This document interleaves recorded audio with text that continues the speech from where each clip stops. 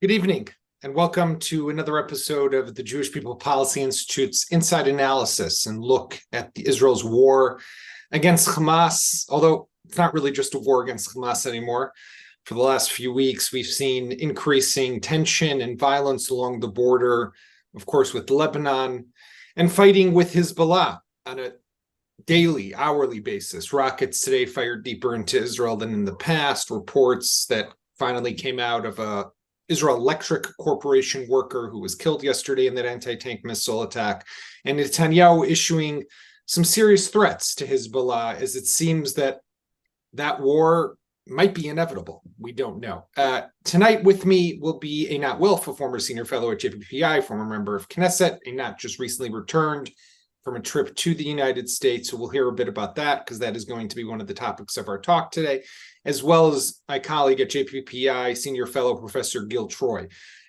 One of the topics that I want to tackle is going to be the rally that's going to take place tomorrow at the Capitol Mall, or the Washington Mall, whatever it's called, the mall outside the U.S. Capitol. They're expecting hundreds of thousands, definitely tens of thousands. I'm told you can't get an airplane ticket, you can't book a hotel, you can't even get trains. And ahead of that massive rally, which is almost a reenactment, and I don't know, Gil, were you at the one in the late 80s where American Jews, I think it was 1987, when Jews marched or rallied for Soviet Jewry in the U.S.? Indeed, I am that old, but also I had the privilege of writing with Natan Sharansky about that. And It was actually his big first public act. Once he was saved in February 1986, one of the first things he did was launch this movement to get people to come out of their homes and stand up for the Jewish people and stand up for the Soviet Jews. So he's flying back there tonight to speak. And he's flying to be at the event. Yeah. Okay. So we're going to talk about that at length, but ahead of tomorrow, because I figured tomorrow we won't be able to get somebody. I spoke with William Daroff earlier. He's the executive director, basically the CEO, the head of the Conference of Presidents of Major American Jewish Organizations. William Daroff is putting together the Conference of Presidents, putting the rally together with the JFNA, the Jewish Federations of North America. So I spoke with William, brief chat, just to kind of get the behind the scenes, what's happening, what's the purpose of this rally, and then we'll talk about it with Einat and Gil. So here is Conference of Presidents head, William Daroff. William, it's great to have you with us at JPPI, and thanks for finding the time. You're living a very hectic life right now, especially ahead of Tuesday's massive rally. And I mean, maybe you can just tell us a bit about it. Like, I've heard and read about how this is a reenactment of what happened a bunch of years ago to try to free Soviet Jewry, but it seems from everybody I talk to, family that's planning to drive or fly to be there, everyone's coming. So what are you expecting? What's the plan? What's the idea behind it? Well, thank you, Jakob. It's wonderful to be here with JPPI. It's going to be a massive event. We are expecting tens and tens of thousands of people to descend upon the National Mall here in Washington, D.C. on Tuesday at 1 o'clock. There will be an amazing number of people. We have, as of Sunday, I think we're at 1,200 buses are coming in. The trains, we've asked Amtrak to add trains on the Northeast Corridor. We've asked the MARC commuter train system in Baltimore to add trains. Flights are pretty impossible to find at this point, although people should try. Hotel rooms as well. You need to stay in the suburbs. It will be massive, but this will be the event to come to. This will be the place to be for American Jews to stand up with our non-Jewish brothers and sisters, to stand up and say, we are marching for Israel, we are marching to combat anti-Semitism, and we are marching to demand the immediate and unconditional return of the hostages. And along the lines of the 2002 march during the Second Intifada, or the 1987 rally for Soviet Jewry, we do believe that when people are talking about this moment that we're in now, 20 years from now, 45 years from now, that this event will be a seminal moment where the American Jewish community and America in general stands up and says, we're with you. And that's exactly what we intend to see happen on Tuesday. there's two elements to it almost. One is stand with Israel, call for the release of the hostages, show that there's support for Israel's war against Hamas. But there's also the war that American Jews are facing, or I would say all Jews around the world today. We saw the images coming out of London over the weekend, right. Things that are happening in Paris and France and other countries. I mean, anti-Semitism is exploding, right? So the message is twofold. It's on the one hand, so it's three. It's Israel, it's hostages, and it's anti-Semitism. And the idea is that we, as you've said, we can't deal with these issues in a vacuum.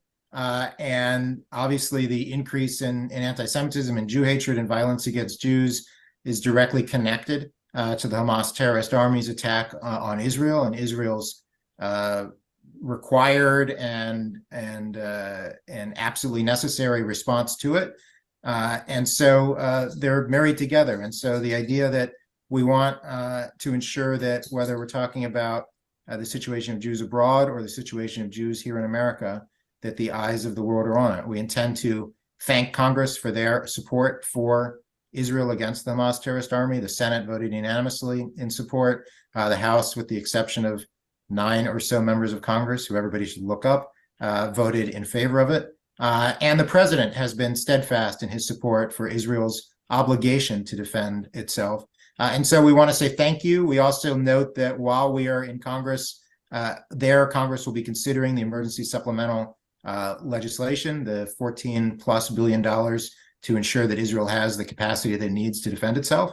And we're sending that message to the American people as well, that despite what you might be seeing with 400 people in the Harvard Yard or 500 people smashing into Grand Central Station, that is not where America stands. America, the center of America, not the fringes, is with us. The polling data supports that, and we know that America and Americans are standing with Israel, standing with the Israeli people, and standing with American Jews right now.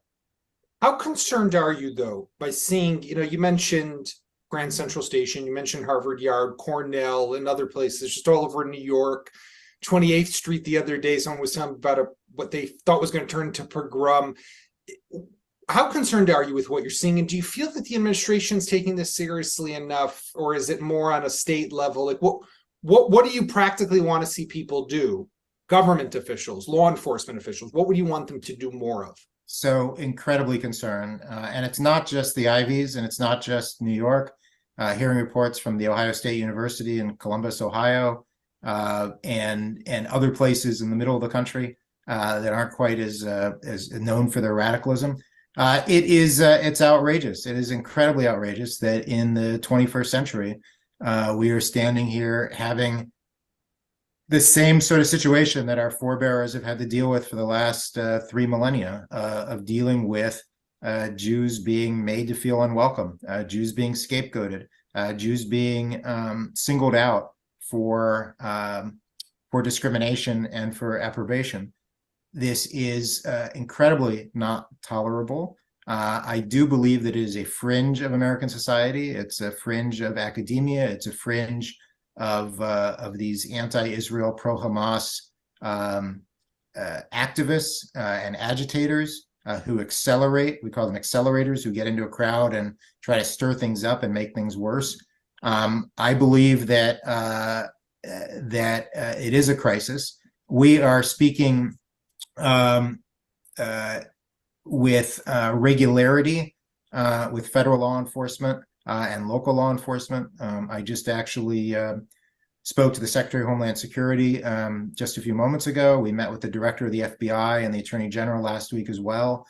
The federal response here has been excellent, but there needs to be more, and it needs to work its way down to local law enforcement, to campus law enforcement, in order to straighten them out. It's, one of the things I find always interesting is how American Jews are so concerned for Israeli Jews with what's happening in Israel, but Israeli Jews see what's happening in America, and Israeli Jews get concerned for American Jews. But I have no doubt that when Israelis will see at this rally, as you said, tens of thousands of people, if not more, who will show up to stand with Israel, to call out for the release of the hostages that will do something to the Israeli sentiment, that will give Israelis that boost, that they know that they have such support behind them. Yeah, I said tens and tens of thousands. I would say absolutely that I was in Israel twice last month during the actual Simchat Torah during that weekend, as well as our emergency solidarity mission the following week. And you're absolutely right that as much as we're there to give a hug to you, to give a hug to the people of Israel, to say that we stand with you and we're there with you, you're not alone. Getting the hug back has been incredibly cathartic for us as well. Recognizing how Israelis are meaningfully touched by us touching them, and that touch back is helpful for us as well. I mean, we there's a crisis among world Jewry, and I don't want to get into whose crisis is worse or better, but clearly what's happening today in Israel, what happened in the south, what's happening in the north, you guys are very much at the head of the spear here, and we are standing with you. But as you've noted, Jews around the world are also dealing with our own crises of anti-Semitism, of Jew hatred, of violence, and having that return to us, the hug from Israel, I think, is helpful too, to show that we are one people, that as we received the Torah, we stood with one heart, and we are now one people more than ever.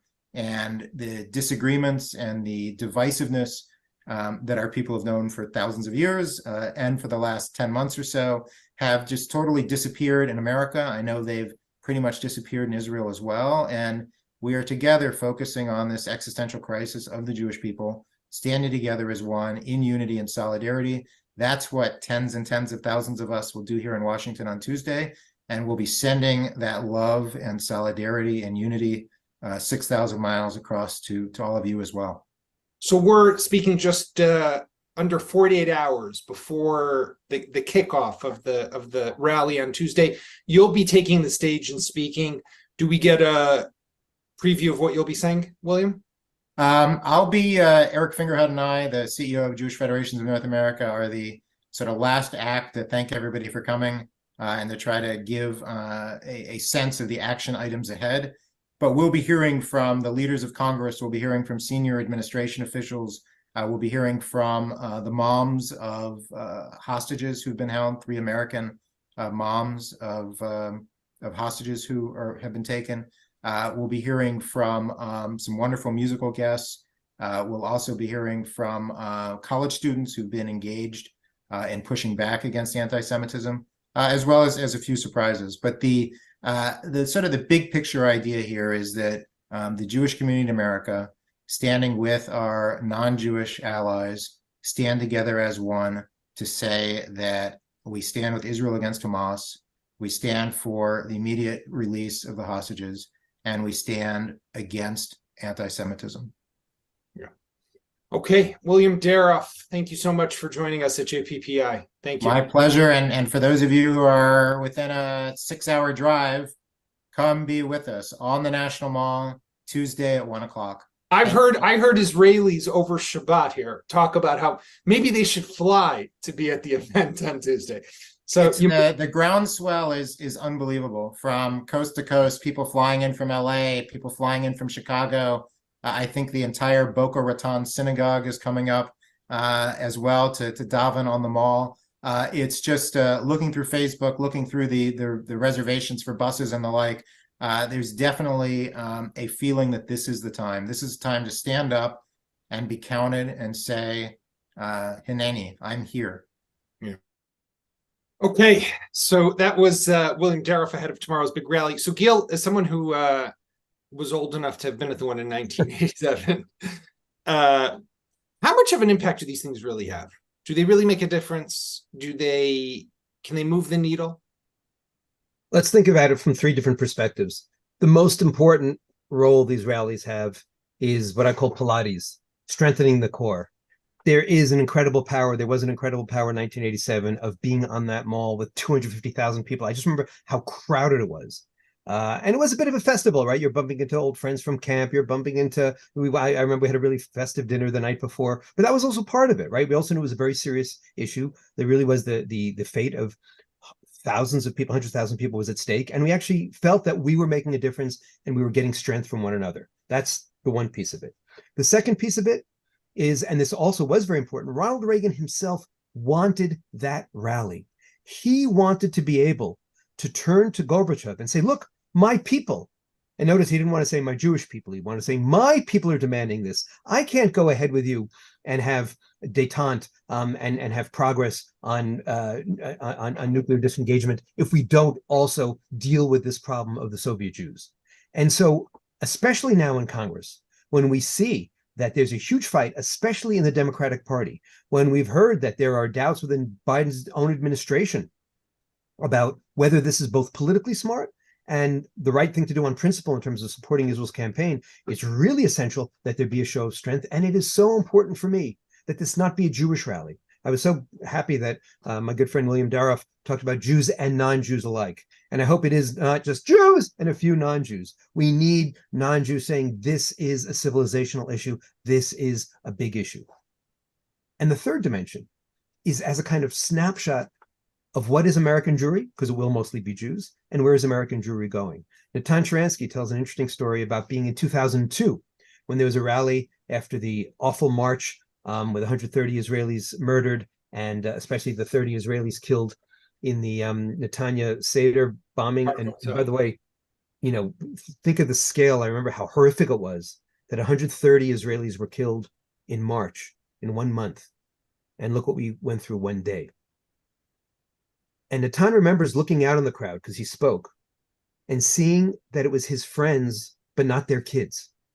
And it scared him. It scared him that the college generation was missing. It scared him, and he really felt that this was kind of a symbol to him that there was something going on, a shift in terms of American Jewish identity. So it'll be really interesting to see tomorrow. They'll definitely have the Jewish day schools. I know that I'm sure that among the 1,400 buses or whatever that William mentioned, they're coming from Ramaz and SAR and Salma Schechter, and that's great. And, you know, the Boca Raton Synagogue will come up. I remember actually seeing a whole bunch of Floridians in their mink coats and saying, oh, they have a chance to use it because it was a December rally. But that's great, too. There's a real question going on right now. Are American Jewish college students ready to stand up and say, as William said, Hineni? Many of them are feeling mugged by history, but some of them just want to kind of go back to class and prepare for the next exam. So it'll be interesting to see if they disrupt their lives and say, wait a minute, this is a moment where we have to start mobilizing too. Just two comments. I mean, first, the first one, just on what you were saying, you know, the big lesson, I think the big takeaway, and Einat, I want to get your take on this as well, is that Jews in America today or around the world can't pretend as if Israel doesn't impact them, because we're seeing that what we do here, what happens here, immediately can lead to anti-Semitism. And the second thing I'll just say is that while youth are important, there's another sector which I wonder if we'll see them there, and that is Haredim, ultra-Orthodox. And I've seen a bunch of statements and videos even of some heads of different yeshivas, like the head of the Telz yeshiva, who was talking about how this is a chil Hashem to go. It's like eating chazer, he called it, to go to the Washington rally. People are crazy. But with that said, Einat, you just got back from the U.S. I'm sure that this is, you know, you were there as things were really reaching a peak in terms of anti-Semitism. I know you were meeting with a lot of different communities and speaking with a lot of different groups. How great is the crisis there on the one hand, but also is this a wake-up call to an extent? This understanding that Gaza, Hamas, Israel immediately spills over to the U.S. and elsewhere. There's certainly a moment of awakening. One of the messages that I brought in my briefings is that October 7th was decades in the making.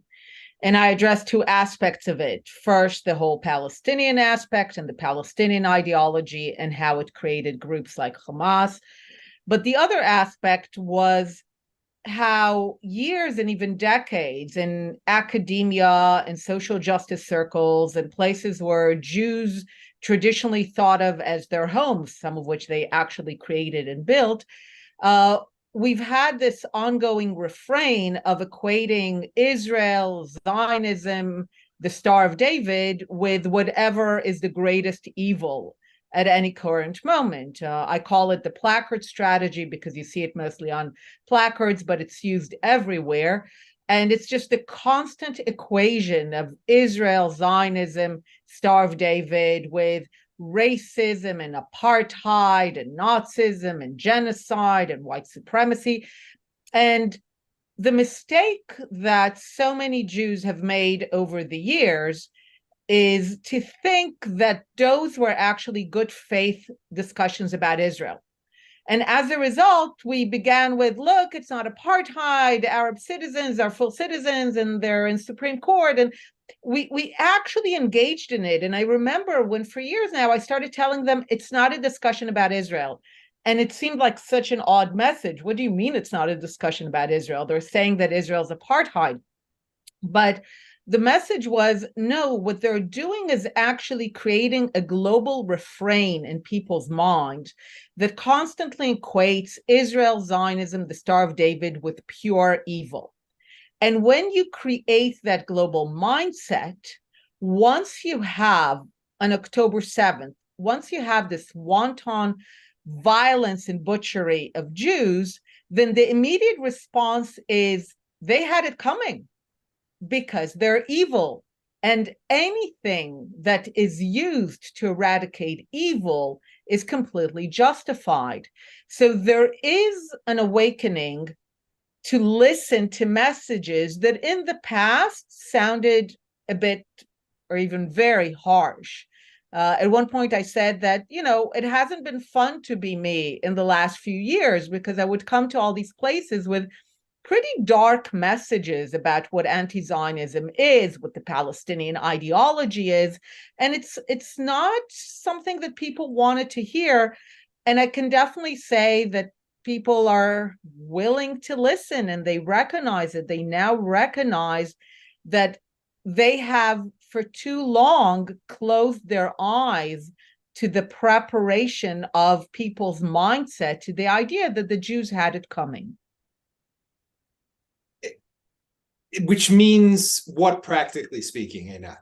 In other words, okay, so they recognize that now, the Great Awakening, as you call it, and so and we're seeing it. There's definitely a rethinking, first of all, of the extent to which Jews were willing to look away from that, the extent to which they have continued to support organizations such as universities that have become the hotbeds of that. We're seeing Jews looking at donations to universities. We're seeing parents reconsider where their kids are going. This is something that has been happening for a while. I've been in touch for a while now with parents who told me our children, when they look at colleges, they look at colleges where there's a powerful SJP, Students for Justice in Palestine chapter, where there's a weak faculty and presidency that will not stand up to that. And even if it's a prestigious Ivy League college, they're not applying. So this has been happening a little bit for a while now. Now it's much more massive. So there's almost a rethinking of where do we put our money? Where do we put our resources? Where do we send our children? What do we support? So we're seeing many more going back. I mean, this is the moment of the legacy Jewish organizations. Right. For too long, we've had this kind of boutique. Everyone wanted their own donation to go to this specific thing, and everyone had their own little think tank.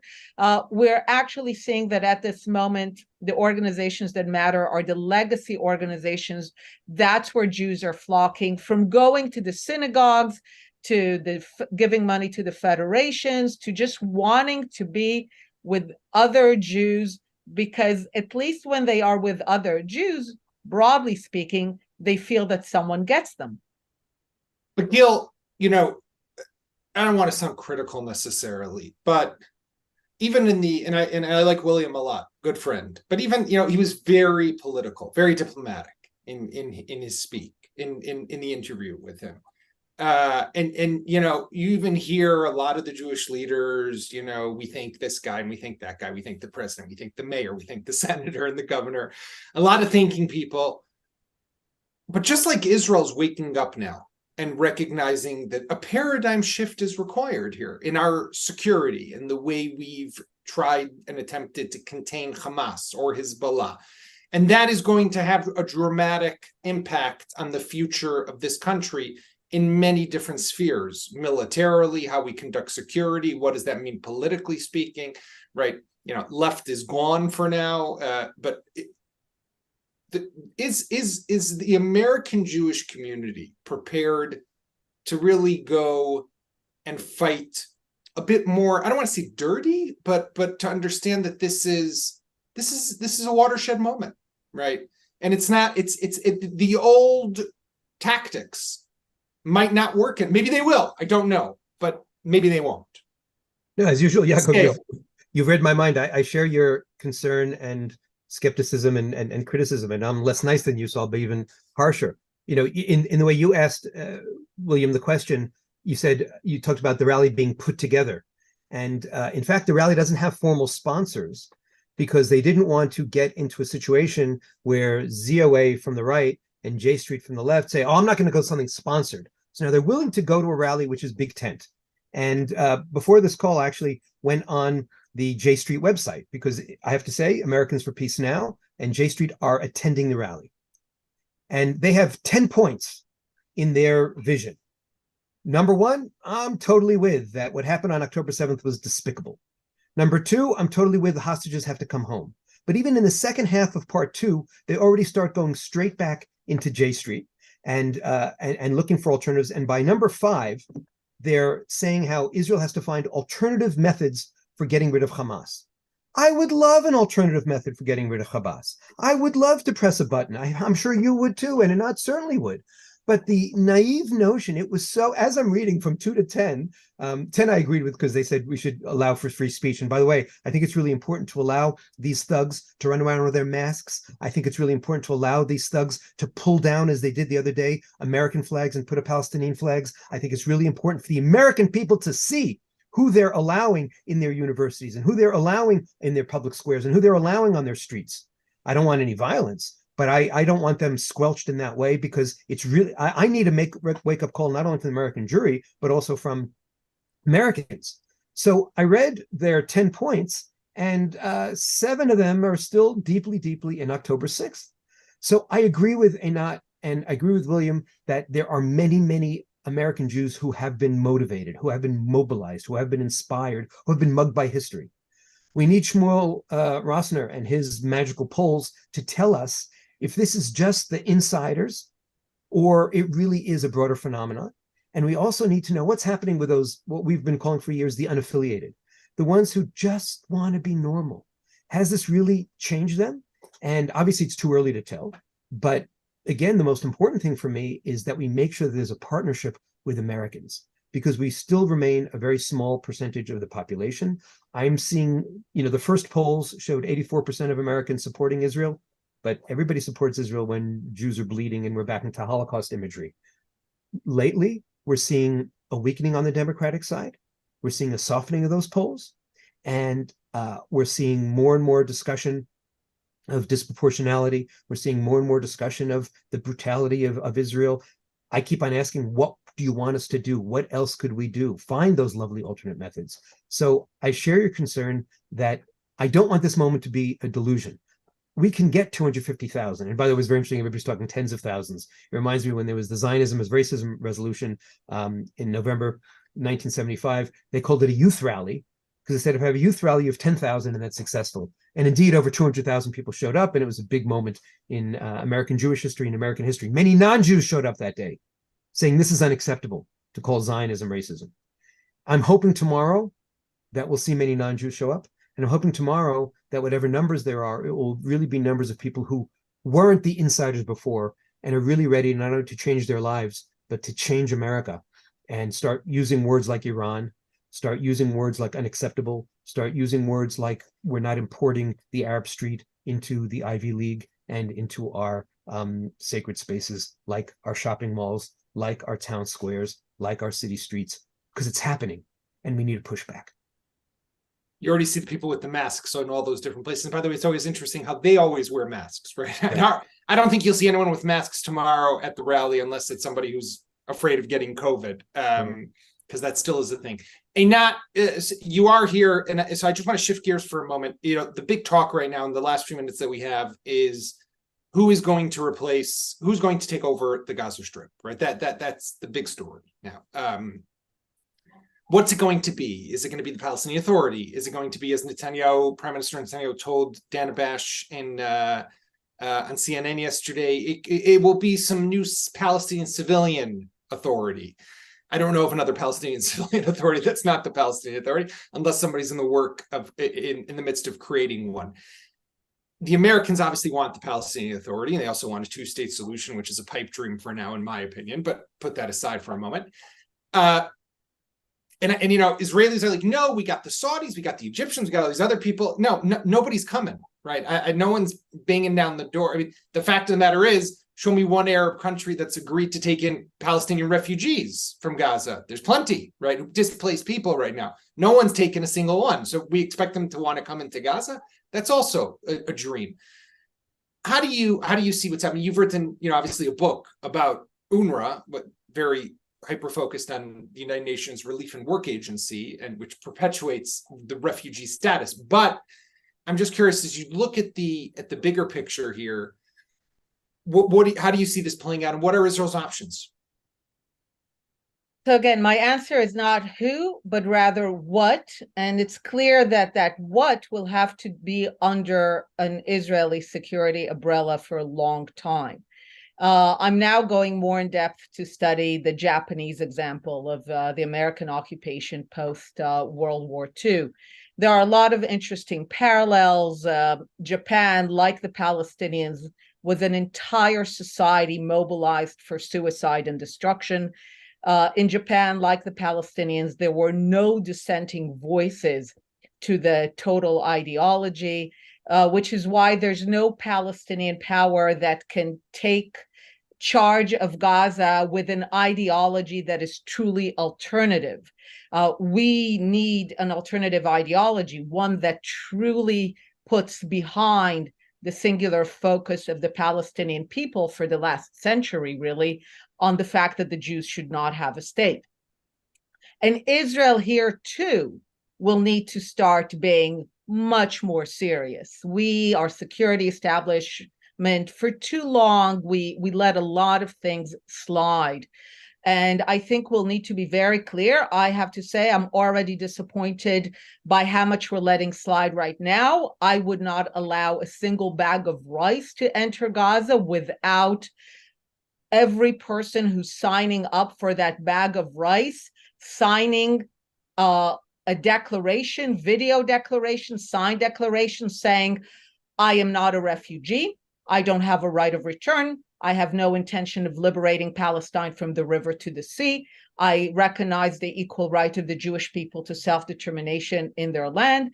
And I only want to use this bag of rice, this dollar of money, in order to help build Gaza here for my future. And I know that I will be here and go nowhere else. That's what needs to happen. I'm looking at how clear the Americans were with the Japanese. On the education, there's been a remarkable moment. People always said we need to replace the books in the schools, and I always said that's useless because the teachers will continue teaching the same from the river to the sea. But what the Japanese had to do under the American occupation, they had to take their school books, teachers and students, and with a black marker, erase every mention of support for Imperial Japan, for the idea that they are a master race, for militarism, for suicide warriors. They had to erase that. They had to hold it against the sun and make sure that they can still see nothing. And not much was left of those books, but a whole generation of Japanese children grew up with this formative experience, understanding that their ideology is no longer legitimate. We will need to manage an operation of that scale. Anything less than that, and we are guaranteed more butchery in the future. Optimistic. But realistic. Realistic, and 100%. By the way, I mean, I said this kind of yesterday, how while Netanyahu has been saying that when asked about the Palestinian Authority, he says, how can I allow a Palestinian Authority that pays terrorists and incites in their education system to take over? So people are saying he's against the Palestinian Authority. What I heard was him saying, if they were to change these things, whether it's the way you're proposing or different, then he would be open to it. So if basically dramatic, deep change is needed. If I could add 2 things on that, please. Just, Chris, as an American historian, not that it's a very important analysis, but it started with unconditional surrender. Oh, for sure. Completely crushing them. And it also started, unfortunately, with the world recognizing that the totalitarian virus in Nazi Germany and in Japan had to be eliminated. Mm-hmm. And what's terrifying to me, I don't want to be negative today, but what's terrifying to me is the world does not have the capacity to allow Israel to create that unconditional surrender. And the day that happens, the amount of sympathy for the Palestinians will grow. And one of the arguments we have to start making is that if you are truly pro-Palestinian, you have to stop this enabling. The more they leverage their suffering, and by the way, the Hamasnikim in the last week have been very explicit about this. They're saying we wanted Israel to impose suffering on our people because that's the currency that works for us. And the degree to which the world falls into it, the world's dupes fall into it, doesn't hurt Israelis. It hurts Palestinians. And us too. And us too, but much more them. They're the primary victims. And we have to start having a conversation, starting with American policymakers, but going all the way to that corrupt center called the UN, to make it very clear that this kind of insanity, the pornography of victimization, is something that does not help any revolutionary movement, and in fact only hurts them. And the Palestinians have a 75-year history of failure, and this October 7th is only going to hurt them more and more with every decent person in the world, and they have to recognize that. And that's part of a real denazification. So it has to start with that, and then of course I think you're absolutely right, Anna. Well, on that note, not the most optimistic today, but we look forward to seeing what happens at the rally tomorrow, the topic that we opened up with. But I think that this question of what happens the day after and what entity is going to come in Gaza, this is the big question. I think that the way I look at it, at least, is it seems that the management of the military operation so far, b'li ayin hara, knock on wood, seems to be going well. Right, at least in the north, how they're going to deal with southern Gaza is a separate issue, but northern Gaza seems to be going well.